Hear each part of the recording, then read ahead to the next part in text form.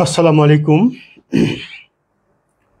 সবাইকে শুভেচ্ছা জ্ঞাপন করছি। আজকের যে লাইভটি আমি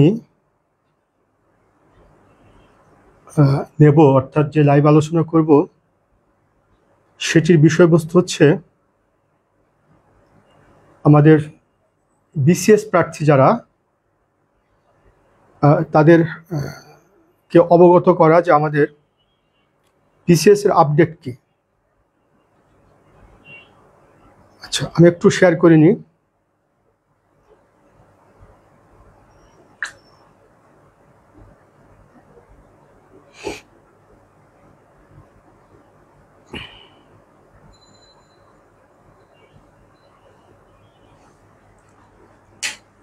তো বিসিএস এর আপডেট, এটির মানে হচ্ছে যে আমাদের পরবর্তী যে বিসিএসটি আসবে সেটি কোন বিসিএস, সেটি কি জেনারেল বিসিএস নাকি স্পেশাল বিসিএস। একটু শেয়ার করে নিই।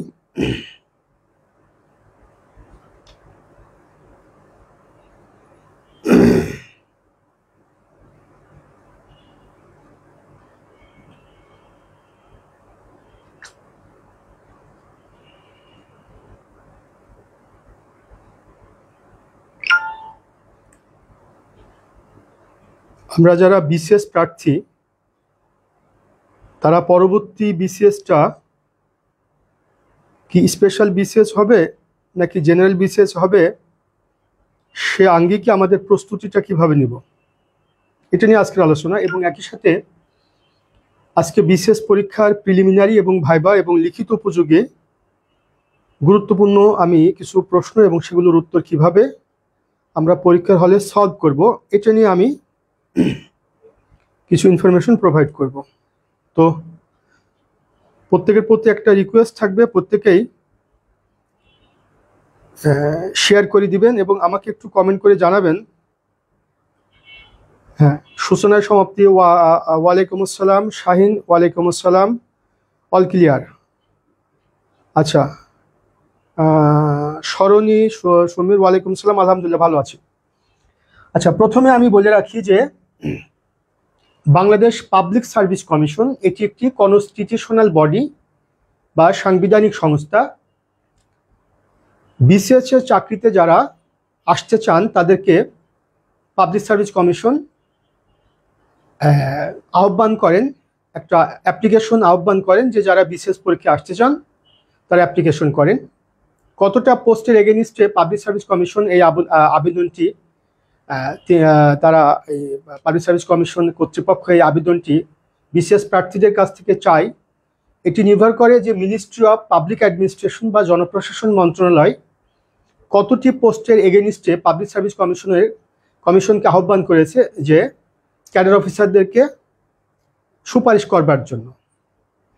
অর্থাৎ জনপ্রশাসন মন্ত্রণালয় যে কয়টা পদের বিপরীতে পাবলিক সার্ভিস কমিশনের কাছে কর্মকর্তা আহ্বান করেন, পাবলিক সার্ভিস কমিশন সেই কয়টা পদের বিপরীতে সার্কুলার দেয়।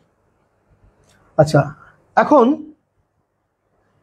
পাবলিক সার্ভিস কমিশন সেই সার্কুলারটা কি জেনারেল বিসিএস এর জন্য দিবে নাকি স্পেশাল বিসিএস এর জন্য দিবে, এটা সরকারের সিদ্ধান্ত।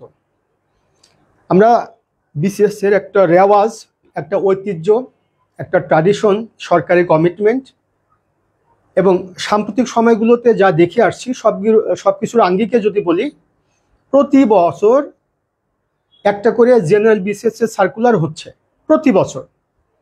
জেনারেল বিসিএস এর সার্কুলার মানে জেনারেল বিসিএসটা হলো এমন একটা বিসিএস যে বিসিএস এর মধ্যে আপনি জেনারেল ক্যাডারের যারা আসতে চান, অর্থাৎ BCS administration cadre, foreign affairs cadre, police cadre, taxation cadre, customs and excise cadre, audit and accounts cadre, answer cadre, এরকম জেনারেল যে ক্যাডারগুলো আছে, যে ক্যাডারে বাংলাদেশের সবাই আবেদন করতে পারে, চাকরি পেতে পারে, এমন ক্যাডারগুলোকে বলা হয় জেনারেল ক্যাডার। আর কিছু আছে টেকনিক্যাল ক্যাডার, যেমন BCS health cadre, agriculture cadre. আর জেনারেল এডুকেশন ক্যাডার, এই ক্যাডারকে বলা হয় প্রফেশনাল ক্যাডার। এভাবে প্রফেশনাল ক্যাডার, টেকনিক্যাল ক্যাডার এবং জেনারেল ক্যাডার, এই তিনটে একত্রিত হয়ে যে বিসিএস এর সার্কুলার হয় সেই বিসিএস কে বলা হয় জেনারেল বিসিএস এর সার্কুলার। আচ্ছা, লাবণী ওয়ালাইকুম সালাম। তোমরা যারা বিসিএস প্রার্থী তাদের উদ্দেশ্যে বলছি, আমার কথাগুলো ক্লিয়ারলি বুঝতে পারছো কিনা? অর্থাৎ যে বিসিএস এ জেনারেল ক্যাডার, তারপরে টেকনিক্যাল ক্যাডার এবং প্রফেশনাল ক্যাডার সবাই একত্রিত হয়ে একটা সার্কুলার হয়, সেই বিসিএসকে বলা হয় জেনারেল বিসিএস। আর সরকার যদি মনে করে যে বিশেষ প্রয়োজনের কারণে, হ্যাঁ জব সিকার, সেটির উত্তর আমি দিচ্ছি। আর বিশেষ প্রয়োজনের কারণে, বিশেষ তাগিদের কারণে, বিশেষ পরিস্থিতিতে কিছু কর্মকর্তা প্রয়োজন, যেমন এই মুহূর্তে দ্রুত ডাক্তার প্রয়োজন, কিংবা এই মুহূর্তে কিছু পুলিশ অফিসার প্রয়োজন, তখন কিংবা এই মুহূর্তে অ্যাডমিনিস্ট্রেশন ক্যাডারের কর্মকর্তা প্রয়োজন, বা এই মুহূর্তে সরকারি কলেজে প্রচুর শিক্ষক প্রয়োজন। কিন্তু এদেরকে যদি জেনারেল বিসিএস এর মধ্যে, সার্কুলারের মধ্যে নিয়ে যায়, তাহলে তাদের নিয়োগ প্রক্রিয়াটা একটি সময় সাপেক্ষ ব্যাপার। প্রিলিমিনারি পরীক্ষা নেওয়া, এমসিকিউ পদ্ধতিতে, লিখিত পরীক্ষা নেওয়া, রাইটিং পদ্ধতিতে। 125 পেলে কি প্রিলিমিনারি টিকা সম্ভব স্যার? অবশ্যই সম্ভব শরীফুল, অবশ্যই সম্ভব। এই যে ভাইবা নেওয়া, এটা অলমোস্ট 2 থেকে 3 আওয়ার, মানে 2 থেকে 3 ইয়ার্স ব্যাপী একটা প্রসিডিউর। তখন সরকার বিশেষ প্রয়োজনে কি করে, যে ক্যাডার কর্মকর্তা তার প্রয়োজন, সেই ক্যাডার কর্মকর্তা নিয়োগ দেওয়ার জন্য পাবলিক সার্ভিস কমিশনের কাছে আহ্বান করে যে তুমি সার্কুলার দিয়ে দাও। তখন পাবলিক সার্ভিস কমিশন সার্কুলার দিয়ে দেয়। মোট কথা, প্রতি বছর জেনারেল বিসিএস এর সার্কুলার হচ্ছে, প্রতি বছর জেনারেল বিসিএস এর সার্কুলার হবে, এবং এটা মোটামুটি নিশ্চিত। আমরা সাম্প্রতিক সময়গুলোতে সেটাই দেখছি। তাহলে আমরা যারা জেনারেল বিসিএস এর প্রার্থী, তারা এই মুহূর্তে খুবই ওরিড, খুবই কনসার্ন যে আপকামিং যে বিসিএসটা হবে, অর্থাৎ এখন পর্যন্ত 47 বিসিএস পর্যন্ত পাবলিক সার্ভিস কমিশনের সার্কুলার দেওয়া আছে। তাহলে পরবর্তী সংখ্যাটা কত? 48 বিসিএস। তাহলে এখন 48 বিসিএসটা কি হবে? এই বিসিএসটা কি জেনারেল বিসিএস হবে, নাকি এই বিসিএসটা স্পেশাল বিসিএস হবে?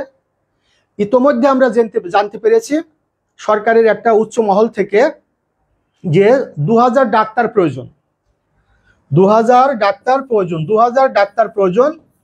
তো 2000 ডাক্তার প্রয়োজন মানে যারা ডাক্তার হিসাবে চাকরি পেতে চায় বিসিএস এর মাধ্যমে, এটিকে বলা হয় বিসিএস হেলথ। তাহলে 2000 ডাক্তার প্রয়োজন, অর্থাৎ বিসিএস হেলথ ক্যাডারের কর্মকর্তা হিসাবে যারা চাকরি পেতে চাচ্ছেন, তাদেরকে সরকার একটা নীতিগত সিদ্ধান্ত নিয়েছে, বিভিন্ন মাধ্যমে আমরা জানতে পেরেছি। এবং সেই বিসিএসটা হবে একটা স্পেশাল বিসিএস, এবং এই বিসিএসটা কোনটা? এই যে বিসিএস হেলথ 2000 পোস্টের এগেইনস্টে স্পেশাল বিসিএস, এবং সেই বিসিএসটা আমরা ধরে নিচ্ছি সেটা হবে 48 বিসিএস। তাহলে আগামীতে 48তম বিসিএস যেটা, সেই বিসিএসটা হবে বিসিএস হেলথ বা বিশেষ স্বাস্থ্য ক্যাডার জন্য। এটা মোটামুটি আমরা ধরে নিচ্ছি, সরকার সার্কুলার না দেওয়া পর্যন্ত আমরা নিশ্চিত করে বলতে পারছি না। এটা আমার অনুমান, বা আমরা ধরে নিচ্ছি এটা হতে পারে। তাই যদি হয়, তাহলে এই যে 49 বিসিএস এর সার্কুলার কি পরবর্তী বছর, অর্থাৎ আগামী বছর হবে? Certainly not. যারা বিসিএস প্রার্থী তাদেরকে আমি ব্যাপারটা বলছি, 39 বিসিএস, এই যে 39তম বিসিএস, এটা ছিল কিন্তু বিসিএস স্পেশাল বিসিএস এবং ডাক্তারদের জন্য, অর্থাৎ বিসিএস হেলথ। 42nd বিসিএস, 42তম বিসিএস, এই বিসিএসটাও ছিল কিন্তু স্পেশাল বিসিএস, এবং এটা ছিল বিসিএস হেলথ ক্যাডারের জন্য। তাই বলে 39 বিসিএস এবং 42nd বিসিএস এর সময় ওই বছর কি জেনারেল বিসিএস এর সার্কুলার হয়নি? অবশ্যই হয়েছে। কাজেই তোমরা বিসিএস প্রার্থী হিসাবে যারা আগামী বছর, মানে ধরে নিচ্ছ যে এই বছর একটা জেনারেল বিসিএস এর সার্কুলার হবে, কিন্তু 48 বিসিএস যদি স্পেশাল বিসিএস হয়, তাহলে 49তম বা 49 বিসিএস কি আগামী বছর হবে? কোনো সম্ভাবনা নেই। অর্থাৎ এই বিসিএস এ 48 বিসিএস যদি স্পেশাল ডাক্তারদের জন্য হয়, তাহলে একই সাথে 49 বিসিএস এর সার্কুলারও কিন্তু এই বছর তোমরা পাবা। এটা আমার অতীত অভিজ্ঞতা থেকে বলছি। এটা পিএসসির রেওয়াজ, এটা পিএসসি প্রচলন, এটা ট্র্যাডিশন, এবং এটা সিস্টেম। প্রত্যেকে একটু কমেন্ট করো ক্লিয়ারলি কতটা বুঝতে পারছো কিনা, প্রত্যেকের একটু ক্লিয়ারলি। হ্যাঁ, মধ্যে ভালোভাবে প্রস্তুতি নিতে পারলে 70 নম্বরের মধ্যে 55 পাওয়া সম্ভব, 50-55 পাওয়া সম্ভব, 55 পাওয়া সম্ভব, 55 থেকে 60 পাওয়া সম্ভব। তাহলে তোমরা যেটা মনে করছো যারা বিসিএস প্রার্থী, যে আমাদের বিসিএস এর আপডেট, অর্থাৎ 48 বিসিএস যদি বিসিএস হেলথ ক্যাডারের জন্য হয়, তাহলে 49 বিসিএস হবে বিসিএস জেনারেল বিসিএস, খুব সম্ভাবনা বেশি।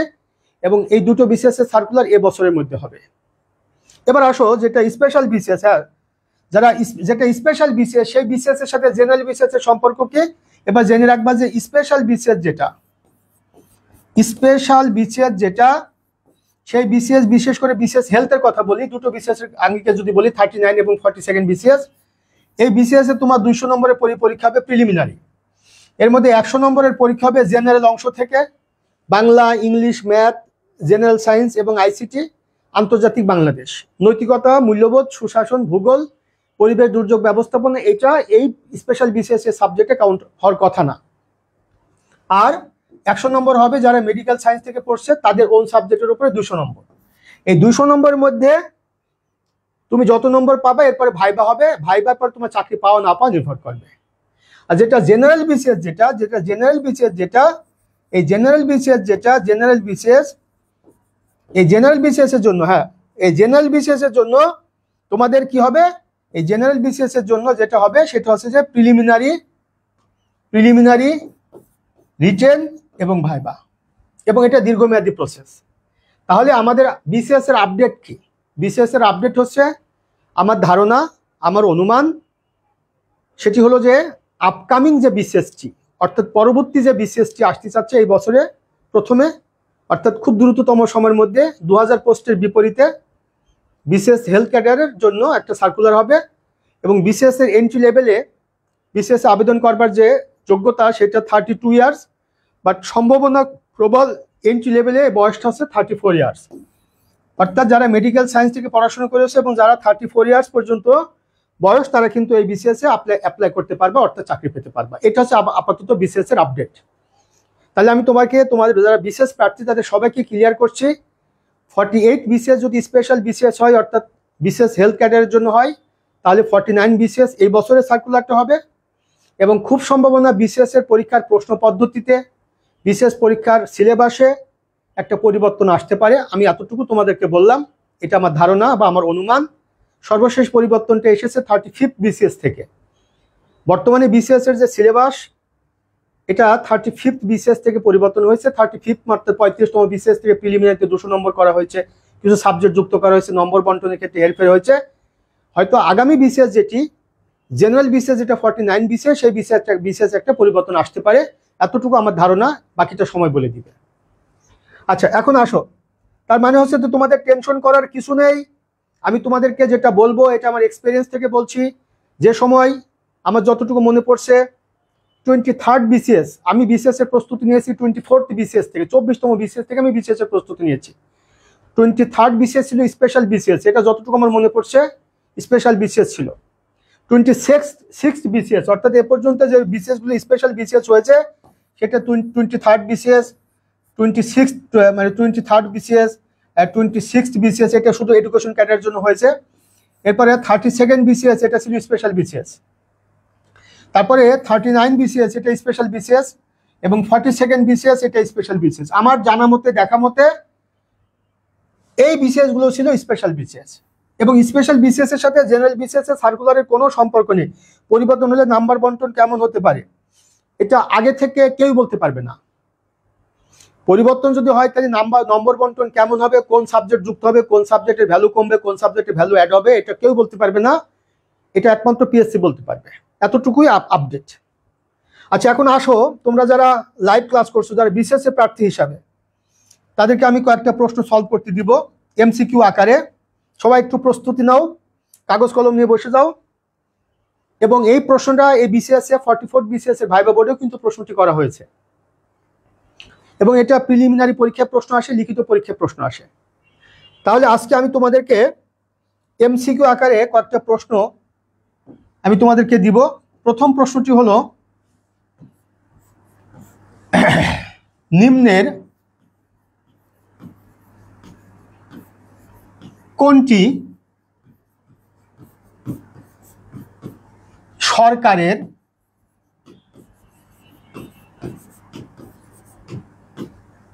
অঙ্গ নয়? নিম্নের কোনটি সরকারের অঙ্গ নয়? আমি আগে অপশন দিচ্ছি, দেখি আনসারটা কি আগে করতে পারে। এটা আমি তোমাদেরকে কম্বাইন্ড আকারে পড়াবো।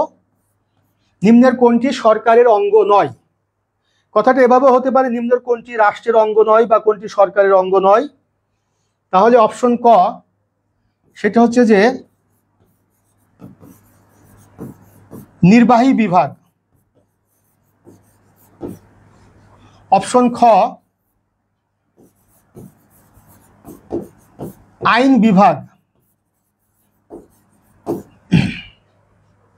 অপশন গ বিচার বিভাগ,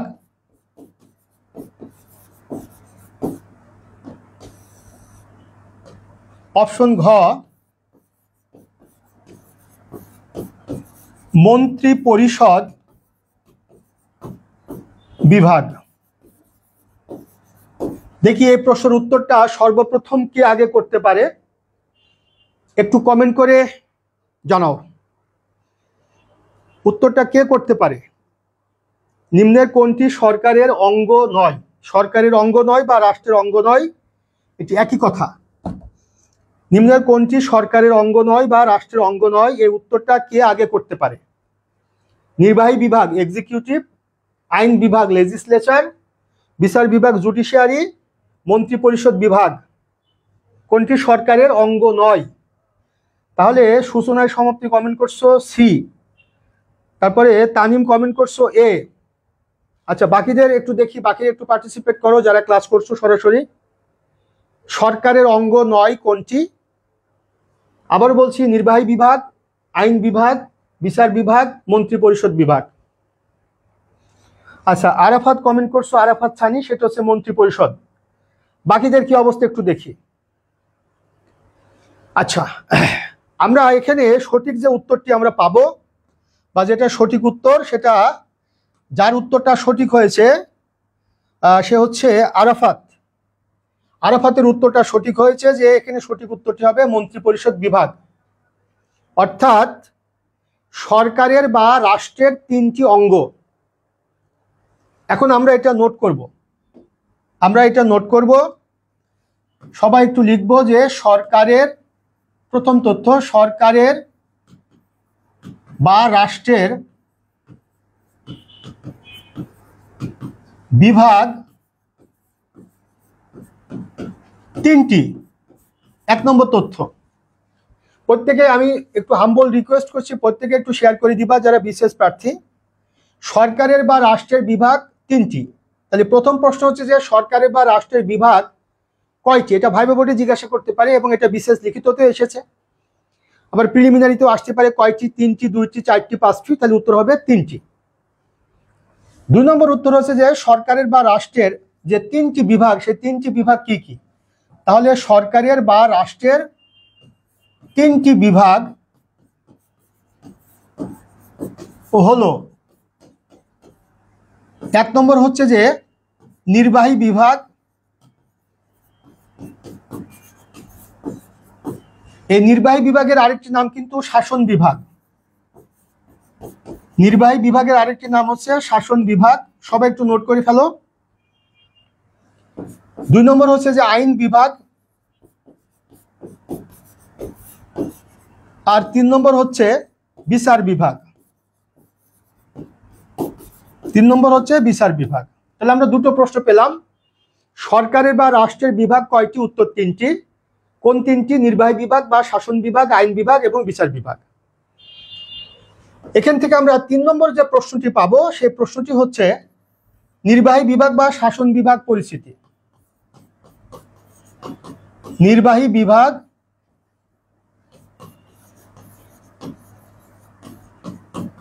বা শাসন বিভাগ।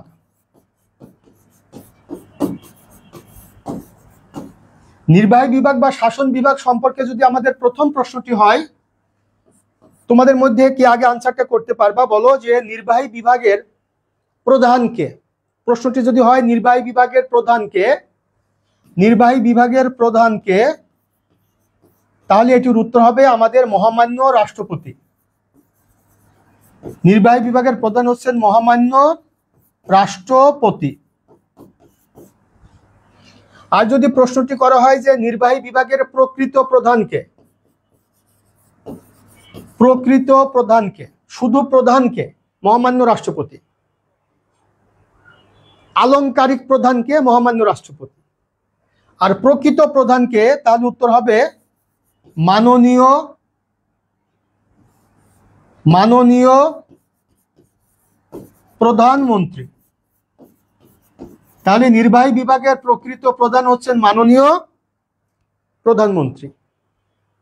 তারপরে যদি প্রশ্ন করা হয় যে নির্বাহী বিভাগের আলংকারিক প্রধানকে,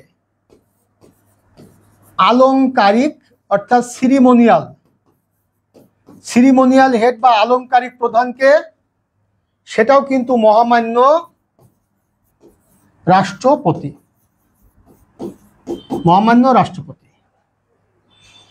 এরপরে যদি তোমাকে প্রশ্নটি করা হয় যে নির্বাহী বিভাগের কাজটা কি, তাহলে নির্বাহী বিভাগের কাজটা কি? নির্বাহী বিভাগের কাজ হচ্ছে আইন বিভাগ যে আইন প্রণয়ন করে, সে আইন অনুযায়ী দেশকে শাসন করা কিংবা সে আইনকে কার্যকর করা। একই সাথে বিচার বিভাগ যে জাজমেন্ট বা যে রায়টি দেয়, সেটিকে কার্যকর করা বা বাস্তবায়ন করা। তাহলে নির্বাহী বিভাগের কাজ বা শাসন বিভাগের কাজ হচ্ছে আইন বিভাগ এবং বিচার বিভাগ যা করতে বলে সেটাই নির্বাহী বিভাগ বা শাসন বিভাগ বাস্তবায়ন করে বা কার্যকর করে। এ কারণে শাসন বিভাগের আরেকটি নাম হচ্ছে নির্বাহী বিভাগ।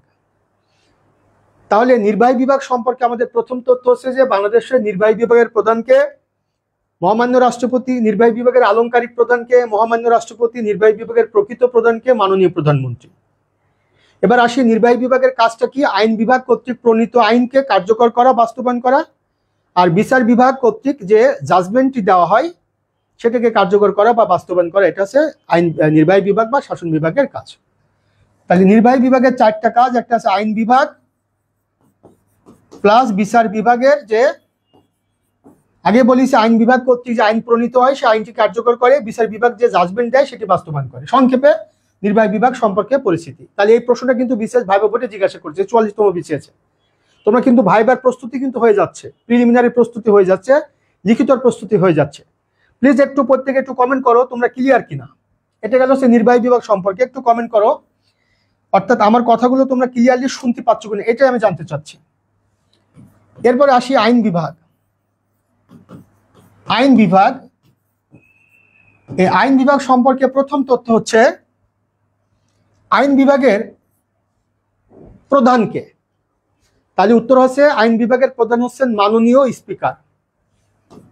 আইন বিভাগের প্রধানকে, আইন বিভাগের প্রধান হচ্ছে, হ্যাঁ সূচনায় সমাপ্তি একটু শেয়ার করে দিবা। আইন বিভাগের প্রধান হচ্ছে মাননীয় স্পিকার। এরপরে যদি আমরা বলি যে আইন বিভাগের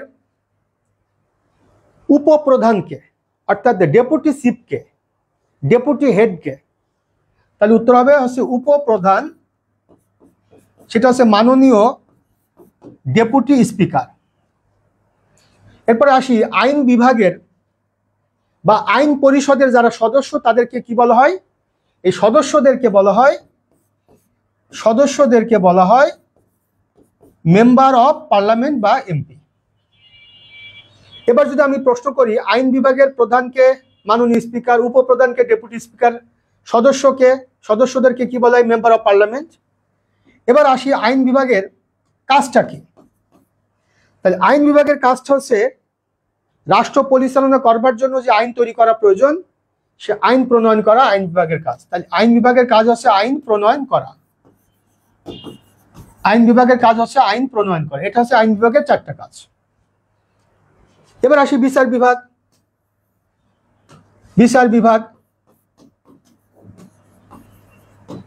বিভাগ সম্পর্কিত প্রথম প্রশ্ন হচ্ছে বিচার বিভাগের প্রধানকে, দেখি কে আগে কমেন্টটা করতে পারো তোমাদের মধ্যে। বিচার বিভাগের প্রধানকে, এই কমেন্টটা কে আগে করতে পারো? বিচার বিভাগের প্রধানকে, বাংলাদেশের বিচার বিভাগের প্রধানকে, বিচার বিভাগের প্রধান হচ্ছেন, প্রধানকে দেখি কে কমেন্ট আগে করতে পারো? মাননীয় প্রধান বিচারপতি। মাননীয় প্রধান বিচারপতি তিনি বিচার বিভাগের প্রধান। তাহলে বিচার বিভাগের প্রধান হচ্ছেন মাননীয় প্রধান বিচারপতি। 2 নম্বর প্রশ্ন হচ্ছে যে এই বিচার বিভাগের কাজটা কি। তাহলে বিচার বিভাগের কাজটা হচ্ছে দেশে যে বিদ্যমান বা প্রচলিত যে আইন রয়েছে সে আইনকে যদি কেউ অমান্য করে, আইনকে যদি কেউ ভঙ্গ করে, আইনের বিরুদ্ধে যদি কেউ কোনো আচরণ করে, তাহলে দেশের প্রচলিত আইনে এই আইন ভঙ্গকারী, আইন অমান্যকারী ব্যক্তিকে আমরা বলি অপরাধী। এই অপরাধীর অপরাধ কতটুকু এবং এই অপরাধী কি পরিমাণ সাজা পাওয়ার যোগ্য, এই বিষয়টা নিয়ে কাজ করে বিচার বিভাগ। সে কারণে আইন অমান্যকারীকে কিংবা অপরাধীকে শাস্তি দেওয়া, এটা হচ্ছে বিচার বিভাগের কাজ। অর্থাৎ অপরাধীকে শাস্তি দেওয়া, এই শাস্তি দেওয়া হচ্ছে বিচার বিভাগের কাজ। হ্যাঁ, আরাফাত কমেন্ট করছো প্রধান বিচারপতি। হ্যাঁ, অবশ্যই প্রধান বিচারপতি, তবে মাননীয় শব্দটি অ্যাড্রেস করবা। ভাইবা বোর্ডে এগুলো তোমাদের জিজ্ঞাসা করা হবে। তাহলে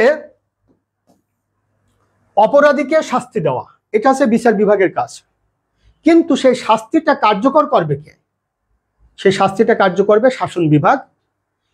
এই জন্য শাসন বিভাগের আরেকটি নাম হচ্ছে নির্বাহী বিভাগ বা এক্সিকিউটিভ। এক্সিকিউটিভ মানে যে এক্সিকিউট করে, কার্যকর করে, সম্পাদন করে, বাস্তবায়ন করে। সেই শাসন বিভাগ মূলত আইন বিভাগ এবং বিচার বিভাগের যে কাজটি সেটিকে কার্যকর করে বা বাস্তবায়ন করে শাসন বিভাগ। এই জন্য শাসন বিভাগের অপর নাম হচ্ছে নির্বাহী বিভাগ বা এক্সিকিউটিভ। আশা করি প্রত্যেকে ক্লিয়ারলি বুঝতে পেরেছো। এখান থেকে অসংখ্য প্রশ্ন হতে পারে। বিশেষ প্রিলিমিনারি পরীক্ষা এখান থেকে আমি যে জিনিসগুলো পড়িয়েছি, এখান থেকে তোমাকে 20 থেকে 30টা প্রশ্ন তৈরি করা হতে পারে বা 20 থেকে 30টা প্রশ্ন হতে পারে। লিখিত পরীক্ষায় টিকা আকারে আসতে পারে এবং ভাইভাতে এখান থেকে প্রশ্ন করে। যেহেতু আমি ভাইভা পড়াই, আমার স্টুডেন্টদেরকে এখান থেকে বিভিন্নভাবে প্রশ্ন করা হয়েছে বা করে। এবার আসি, আরেকটি টপিক ছিল, সেই টপিকটার নাম কি ছিল? Cabinet division. আরেকটি টপিক ছিল, সেটা হলো যে এখানে কি ছিল প্রশ্নটি, নিম্নের কোনটি সরকারের বা রাষ্ট্রের অঙ্গ নয়? তার মানে নির্বাহী বিভাগ অঙ্গ, আইন বিভাগ অঙ্গ। এরপর আসি বিচার বিভাগ। এই বিচার বিভাগ কিন্তু রাষ্ট্রের বা সরকারের অঙ্গ। রাষ্ট্র এবং সরকারের মধ্যে পার্থক্য আছে, এগুলো নিয়ে পরে কথা বলবো। এখন আসি ক্যাবিনেট ডিভিশন বা মন্ত্রী পরিষদ বিভাগ। আমাদের নির্বাহী বিভাগের যিনি প্রধান, অর্থাৎ সাধারণত এবং সচরাচর নির্বাহী বিভাগের যিনি প্রধান, মাননীয় প্রধানমন্ত্রী। এখন নয়, বাংলাদেশে কোনো পলিটিক্যাল গভর্নমেন্ট না থাকার কারণে ইন্টারিম গভর্নমেন্ট ক্ষমতায় আসছে ডক্ট্রিন অফ নেসেসিটিকে বেস করে। তাই আমাদের চিফ অ্যাডভাইজার মহোদয় বর্তমান ইন্টারিম গভর্নমেন্টের প্রধান। সাধারণত এবং সচরাচর আমাদের মাননীয় প্রধানমন্ত্রী যিনি হন, তিনি দুইটা ডিভিশনের দায়িত্বে থাকেন। একটা হচ্ছে আর্ম ফোর্সেস ডিভিশন, বাংলায় বলা হয় সশস্ত্র বাহিনী বিভাগ, আর আরেকটা হচ্ছে ক্যাবিনেট ডিভিশন বা মন্ত্রী পরিষদ বিভাগ। তাহলে মন্ত্রী পরিষদ বিভাগ এবং সশস্ত্র বাহিনী বিভাগ এটি আলাদা আলাদা বিভাগ। মন্ত্রী পরিষদ বিভাগের যিনি এক্সিকিউটিভ হেড বা নির্বাহী প্রধান, তিনি হচ্ছেন মাননীয় প্রধানমন্ত্রী। আর যিনি অ্যাডমিনিস্ট্রেটিভ হেড, তিনি হচ্ছেন মন্ত্রী পরিষদ সচিব। এগুলো সব ভাইবার আলোচনা কিন্তু। আবার সশস্ত্র বাহিনী বিভাগের যিনি এক্সিকিউটিভ হেড, অর্থাৎ প্রকৃত প্রধান বা নির্বাহী প্রধান, মাননীয় প্রধানমন্ত্রী। আর সেখানকার অ্যাডমিনিস্ট্রেটিভ হেড, তিনি বাংলাদেশ আর্মির 3 স্টার জেনারেল, অর্থাৎ লেফটেন্যান্ট জেনারেল পদমর্যাদার একজন কর্মকর্তা, যাকে বলা হয় প্রিন্সিপাল স্টাফ অফিসার। এই প্রিন্সিপাল স্টাফ অফিসার তিনি হচ্ছেন সশস্ত্র বাহিনী বিভাগের হেড, অর্থাৎ আর্ম ফোর্সেস ডিভিশন। এই আর্ম ফোর্সেস ডিভিশনের হেড হচ্ছেন একজন লেফটেন্যান্ট জেনারেল, অর্থাৎ 3 স্টার জেনারেল পদমর্যাদার একজন কর্মকর্তা, যাকে বলা হয় প্রিন্সিপাল স্টাফ অফিসার। আর ক্যাবিনেট ডিভিশন, এই ক্যাবিনেট ডিভিশন যেটা মন্ত্রী পরিষদ বিভাগ, এখানকার যিনি অ্যাডমিনিস্ট্রেটিভ হেড তাকে বলা হয় ক্যাবিনেট সেক্রেটারি। আর দুটোরই কিন্তু নির্বাহী প্রধান বা প্রকৃত প্রধান সেটা হচ্ছে আমাদের পিএম, অর্থাৎ প্রাইম মিনিস্টার। তাহলে এই যে মন্ত্রী পরিষদ বিভাগ, সশস্ত্র বাহিনী বিভাগ, এগুলো কিন্তু সরকারের বা রাষ্ট্রের অঙ্গ না। এগুলো সরকারের বা রাষ্ট্রের অঙ্গ না, অঙ্গ কিন্তু 3টা। এখন তোমরা একটু ক্লিয়ারলি বুঝতে পারছো কিনা প্লিজ? 47তম বিসিএস পিলির আগে সাম্প্রতিক বিষয় নিয়ে ক্লাস নেওয়ার জন্য অনুরোধ জানাচ্ছি। আচ্ছা, আমার নলেজে থাকলো 47তম বিসিএস এর পরীক্ষাটা হবে জুন মাসের 3rd উইকে হওয়ার সম্ভাবনা বেশি। তোমাদের সাম্প্রতিক নিয়ে আমি জুন মাসের প্রথম দিকে ক্লাস দিব, কারণ তার আগে ক্লাস নিয়ে লাভ নেই। এখন তোমরা ক্লিয়ারলি বুঝতে পারছো না, তোমরা যে তথ্যগুলো পেয়েছো এটা অত্যন্ত ইম্পর্টেন্ট তথ্য, অত্যন্ত ম্যাচিওর তথ্য। এটা not only for BCS preliminary test but also for BCS written test and BCS viva boards. একটু কমেন্ট করো তোমরা প্লিজ, প্রত্যেকে একটু কমেন্ট করো তোমরা ক্লিয়ার কিনা। তাহলে এখন তোমাকে যদি আমি ভেঙে ভেঙে বলি এখান থেকে প্রশ্ন কত রকম প্রশ্ন হতে পারে। সরকারের বা রাষ্ট্রের বিভাগ কয়টি? উত্তর 3টি। নিম্নের কোনটি সরকারের বা রাষ্ট্রের বিভাগ? তাহলে এই 3টির মধ্যে যে কোনো একটি, কোনটি নয় এর বাইরে। হ্যাঁ, ক্লিয়ার স্যার। তারপরে প্রশ্ন হতে পারে নির্বাহী বিভাগের প্রধানকে? মহামান্য রাষ্ট্রপতি। বাংলাদেশের যাবতীয় নির্বাহী বাংলাদেশের যাবতীয় রাষ্ট্রীয় কার্যাবলী কার নামে সম্পাদিত হয়? মহামান্য রাষ্ট্রপতির নামে। মহামান্য রাষ্ট্রপতি আমাদের হেড অফ স্টেট। এটা নিয়ে পর্যায়ক্রমে আলোচনা করব। এগুলো তোমাদের জানা দরকার। কিছু কিছু টপিক আছে যে টপিকগুলো নিয়ে লাইভে আসার কোনো সুযোগ নেই, আসলে দরকারও নেই। কৃষি নিয়ে কি দরকার আছে? দরকার নেই। এরকম কিছু টপিক আছে, সংস্কৃতি নিয়ে দরকার আছে, দরকার নেই। কিন্তু কিছু কিছু টপিক আছে যে টপিকটা তোমার বুঝতে হবে, ডিটেল বুঝতে হবে। বিশেষ করে যারা অ্যাডমিনিস্ট্রেশন ক্যাডারে আসতে চাও, পুলিশ ক্যাডারে আসতে চাও, সব ক্যাডারের জন্য এই আলোচনাগুলো খুবই গুরুত্বপূর্ণ। নির্বাহী বিভাগের প্রকৃত প্রধানকে মাননীয় প্রধানমন্ত্রী। বাংলাদেশের নির্বাহী বিভাগের আলংকারিক প্রধানকে মহামান্য রাষ্ট্রপতি। নির্বাহী বিভাগের অপর নাম কি? শাসন বিভাগ। নির্বাহী বিভাগের কাজ কি? আইন প্রণয়ন, আইন বিভাগ কর্তৃক প্রণীত আইনকে কার্যকর করা, বিচার বিভাগের জাজমেন্টকে কার্যকর করা। আরো অনেকগুলো দায়িত্ব কর্তব্য নির্বাহী বিভাগে রয়েছে। মূল কথা, রাষ্ট্রের শাসন বিভাগের অপর নাম নির্বাহী বিভাগ। পুরো রাষ্ট্রকে শাসন করে নির্বাহী বিভাগ। মন্ত্রী পরিষদ সচিব থেকে 20 গ্রেডের একজন কর্মচারী, এরা সবাই কিন্তু নির্বাহী বিভাগের অংশ। আমি আবারও বলছি, এরা হচ্ছে পলিটিক্যাল বডি। সরকারের দুটো অংশ থাকে, একটা হচ্ছে পলিটিক্যাল, একটা নন পলিটিক্যাল। পলিটিক্যাল বডির মধ্যে কারা থাকে? একবারে deputy minister, state minister, minister এবং প্রাইম মিনিস্টার। এরা সবাই পলিটিক্যাল পার্সন, এরা সবাই গভর্নমেন্টের পার্ট।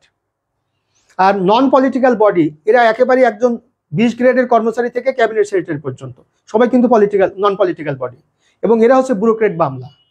এর মধ্যে কেউ সুপ্রিয়র, কেউ সাবঅর্ডিনেট, কেউ সুপ্রিয়র, কেউ সাবঅর্ডিনেট। সুপ্রিয়র মানে যারা বিশেষ অফিসার, ক্যাডার অফিসার, যাদেরকে বলে ব্যুরোক্রেট। আইন বিভাগের কাজ কি? আইন প্রণয়ন করা। আইন বিভাগের প্রধানকে মাননীয় স্পিকার, উপপ্রধানকে ডেপুটি স্পিকার, আইন বিভাগের সভাপতিত্ব করেন কে? মাননীয় স্পিকার।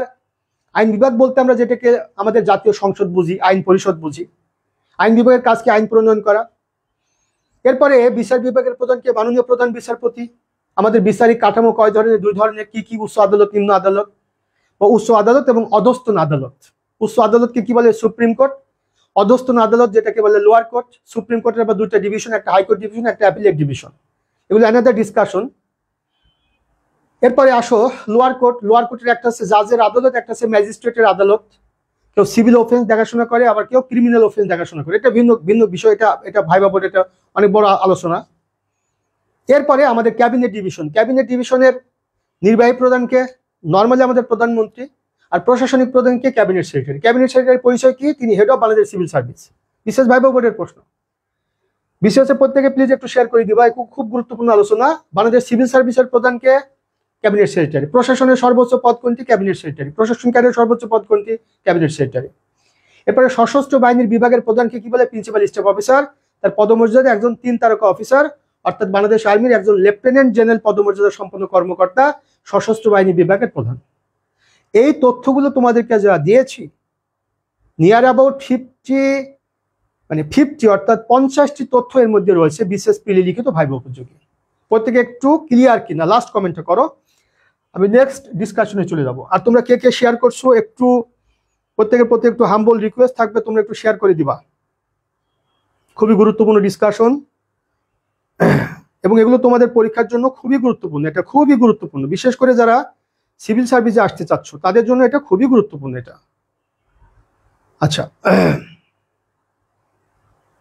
আচ্ছা ক্লিয়ার স্যার। এবার আসি তোমাদের আরেকটি প্রশ্ন, প্যারালাল প্রশ্নটি করি, দেখি এই আনসারটা কে দিতে পারো আগে। সেটা হলো যে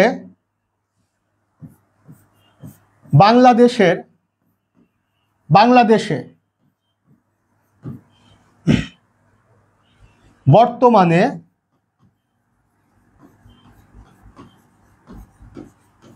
কোন বিভাগের কাজ,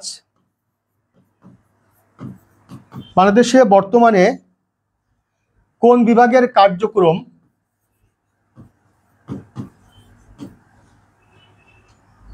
নেই? বাংলাদেশে বর্তমানে কোন বিভাগের কার্যক্রম নেই, বা বর্তমানে বাংলাদেশে কোন বিভাগের কার্যক্রম নেই? তাহলে অপশন ক শাসন বিভাগ,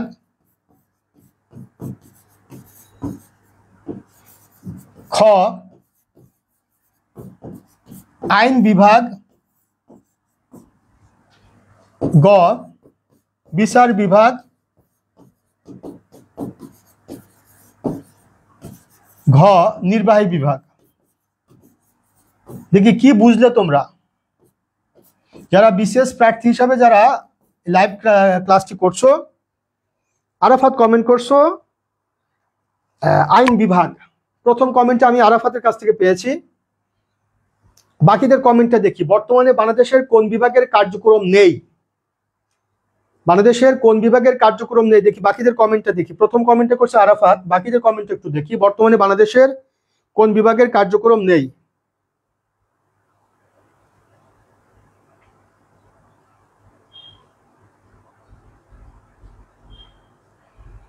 একটু আমি দেখি।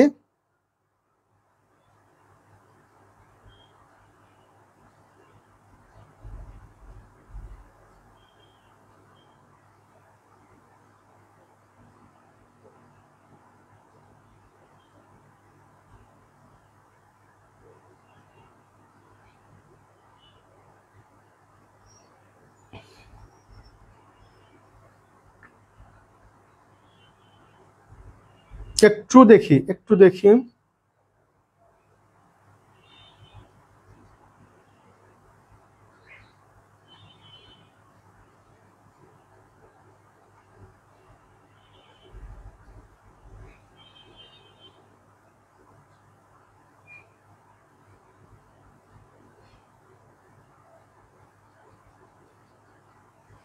আচ্ছা, অনেকেই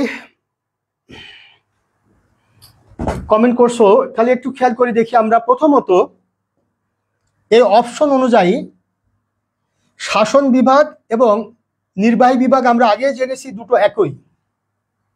শাসন বিভাগ এবং নির্বাহী বিভাগ দুটো একই। তাহলে অপশনে কিন্তু চারটা থাকলেও আমরা তিনটাকে কাউন্ট করব।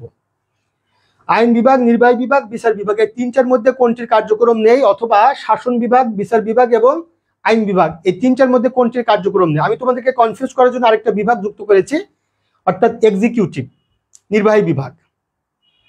নির্বাহী বিভাগ এবং শাসন বিভাগ দুটো সেম। তাহলে আমরা যে কোনো একটা আনসার নিব। প্রথমত নির্বাহী বিভাগ বা শাসন বিভাগের কার্যক্রম সবসময় থাকবে, না রাষ্ট্র চলতে পারে না। কারণ নির্বাহী বিভাগ বা শাসন বিভাগ মূলত আমরা যে পলিটিক্যাল সেন্ট্রাল গভর্নমেন্ট যেভাবে আমরা ফর্ম করি, অর্ডিনারি পিপল তাদের ভোটাধিকার প্রয়োগের মাধ্যমে যে সেন্ট্রাল গভর্নমেন্ট গঠিত হয়, সেই সেন্ট্রাল গভর্নমেন্ট মূলত স্টেটকে পরিচালনা করে একটা নির্দিষ্ট সময়ের জন্য। সে সুবাদে আইন বিভাগ, সে সুবাদে নির্বাহী বিভাগ বা শাসন বিভাগের কাজ সবসময় থাকতে হবে। অর্থাৎ সবসময় কিন্তু শাসন বিভাগ বা নির্বাহী বিভাগ সচল থাকে, কর্মক্ষম থাকে, সক্রিয় থাকে এবং এর কার্যক্রম থাকে। তাহলে আলটিমেটলি বর্তমানে বাংলাদেশে এই শাসন বিভাগ বা নির্বাহী বিভাগের কার্যক্রম রয়েছে এবং সবসময় থাকে। বিচার বিভাগ, এই বিচার বিভাগের কার্যক্রম সবসময় থাকে বা রয়েছে, কারণ আইন অমান্যকারীকে শাস্তি দেওয়া এটা বিচার বিভাগের কাজ। কাজে বিচার বিভাগ সবসময় কিন্তু সক্রিয় থাকে বা কার্যক্রম থাকে। এখন আমরা আইন বিভাগ বলতে আসলে কোন বিভাগকে বুঝি? সরকার বা রাষ্ট্রের সেই বিভাগ যে বিভাগ আইন তৈরি করে। এখন আইন যে তৈরি করে, যারা আইনটা তৈরি করে অর্থাৎ ল মেকার, এই ল মেকার বলতে আমরা কাদেরকে বুঝি? এই ল মেকারকে আমরা বুঝি মেম্বার অফ পার্লামেন্টদেরকে বুঝি বা এমপিদেরকে বুঝি। এমপিরা মূলত জাতীয় সংসদ নির্বাচনের মাধ্যমে একটা নির্দিষ্ট অঞ্চল থেকে, এরিয়া থেকে, বা একটা নির্দিষ্ট জেলা থেকে, নির্দিষ্ট উপজেলা থেকে, নির্দিষ্ট সংসদীয় আসন থেকে এই এমপিরা নির্বাচিত হয়।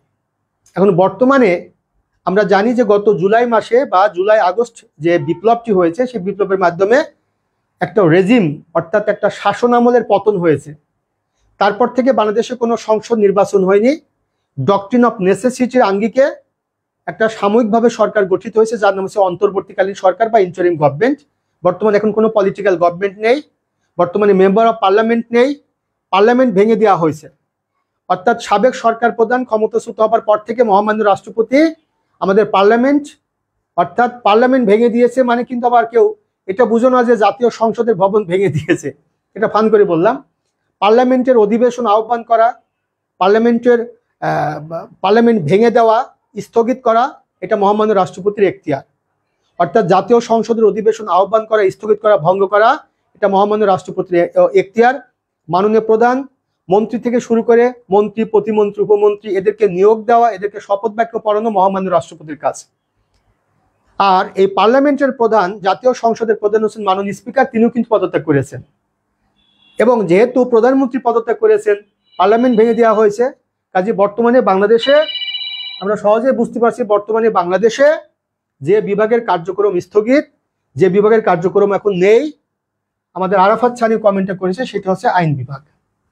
তাহলে বর্তমানে বাংলাদেশে আইন বিভাগের কার্যক্রম নেই, আইন বিভাগের অধিবেশন নেই, স্পিকার পদত্যাগ করেছেন, পার্লামেন্ট ভেঙে দেওয়া হয়েছে। তাহলে নির্বাহী বিভাগ রয়েছে বা শাসন বিভাগ রয়েছে বা এদের কার্যক্রম রয়েছে, বিচার বিভাগ রয়েছে বা এদের কার্যক্রম রয়েছে, কিন্তু কার্যক্রম নেই, সেটা হচ্ছে আইন বিভাগের। এখন তোমরা প্রশ্ন করতে পারো, স্যার আইন বিভাগ যদি না থাকে, আইন বিভাগ কর্তৃক আইন যদি প্রণীত না হয়, তাহলে রাষ্ট্র চলবে কিভাবে? সেটা নিয়ে পরবর্তী আলোচনা, যেটাকে বলে প্রেসিডেন্সিয়াল অর্ডারের একটা প্রসঙ্গ আছে, সেটি এখানে না। আরেকটি প্রসঙ্গ আছে অর্ডিন্যান্স বা অধ্যাদেশ। এরকম অনেক কিছু বিষয় আছে যে পার্লামেন্টের অধিবেশন না চললেও রাষ্ট্র কতগুলো বিষয়ের উপর ভিত্তি করে চলতে পারে, সেই বিষয়গুলো নিয়ে আগামীতে আলোচনা হবে। তো তোমরা যারা আজকে এই ক্লাসটি করলে, অনেক তথ্য তোমরা পেয়েছো। তোমাদের জন্য একটা মেসেজ হচ্ছে, আমি 48 BCS, এটা যদি BCS হেলথ ক্যাডারের জন্য হয়, 49 BCSটা কিন্তু আবারও বলছি, এটা BCS জেনারেল BCS হবে এবং আশা করছি একই বছরে তোমাদের সার্কুলার হবে। টেনশন করার কিছু নেই। তোমাদের যদি আরো কিছু জানার থাকে সরাসরি আমাকে ফোন দিও, 01712282980। মিলন স্যার আমাকে ফোন দিও। আর BCS সহ যে কোনো সরকারি চাকরির প্রস্তুতির জন্য আমি আবারও বলছি, মিলনস BCS কেয়ার, এটা আমার ইউটিউব চ্যানেল। এখানে তোমরা এই চ্যানেলে সাবস্ক্রাইব করে তোমরা অনেক তথ্য জানতে পারবা। আর আমার যে কোর্সগুলোতে ভর্তি চলছে, তোমাদেরকে আমি আগেই বলেছি, আমি পুরো BCS এর পুরো কোর্স নিয়ে দ্রুত শুরু করে দেবো। BCS প্রিলি লিখিত ভাইবা, একদম পুরো BCS এর 1300 নম্বরের প্যাকেজ। এরপরে প্রাইমারি NTRC গভর্নমেন্ট জবের প্রিলি লিখিত ভাইবা পুরো প্যাকেজ খুব দ্রুত শুরু করে দিব। তোমরা যারা যুক্ত হতে চাও, মানসিকভাবে একটু প্রস্তুতি নিও, আমি দ্রুত সময়ের মধ্যে একটা বিজ্ঞপ্তি প্রকাশ করব। তোমাদের যত ভাইবা ক্লাসগুলো আছে, আমি ভাইবা ক্লাসগুলো নিব এবং সাবজেক্ট ভিত্তিক যে ক্লাসগুলো, শিক্ষকরা যারা আছেন এখানে দক্ষ অভিজ্ঞ শিক্ষকরা ক্লাস নেবেন। আশা করছি তোমাদের চাকরি উপযোগী সর্বোচ্চভাবে প্রস্তুত করা সম্ভব হবে। সবার জন্য শুভকামনা, ভালো থাকবা। আসসালামু আলাইকুম।